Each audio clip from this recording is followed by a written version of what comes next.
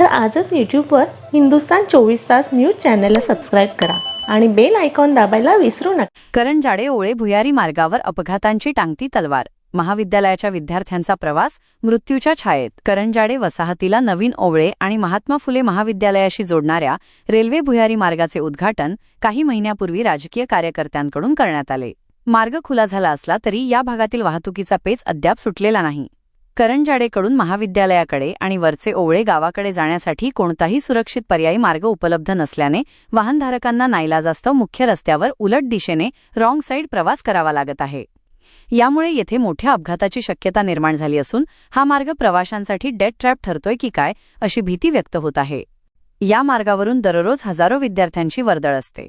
महात्मा फुले महाविद्यालय आणि परिसरातील इतर शैक्षणिक संस्थांमध्ये जाणाऱ्या विद्यार्थ्यांना याच भुयारी मार्गाचा वापर करावा लागतो। केवळ विद्यार्थीच नव्हे तर वरचे ओवळे गावातील ग्रामस्थांसाठी शहरात येण्या-जाण्यासाठी हाच एकमेव जवळचा मार्ग आहे। मात्र करंजाडेकडून या गावांकडे जाताना रस्ते जोडणीच्या तांत्रिक अडचणींमुळे वाहनधारकांना विरुद्ध दिशेने वाहने चालवावी लागतात।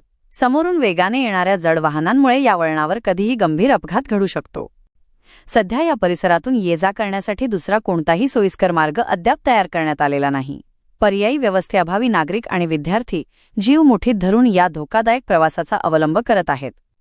प्रशासनाने या भुयारी मार्गालगतच्या रस्ते जोडणीचे काम तातडीने पूर्ण करावे किंवा वाहतुकीचे योग्य नियोजन करावे अशी मागणी स्थानिक रहिवाशांकडून केली जात आहे। एखादा मोठा बळी जाण्यापूर्वी संबंधित विभागाने यावर तातडीने उपाययोजना करावी अशी आर्तहाक नागरिक देत आहेत। तर आजच यूट्यूबवर हिंदुस्तान 24 तास न्यूज चॅनलला सबस्क्राईब करा आणि बेल आयकॉन दाबायला विसरू नका।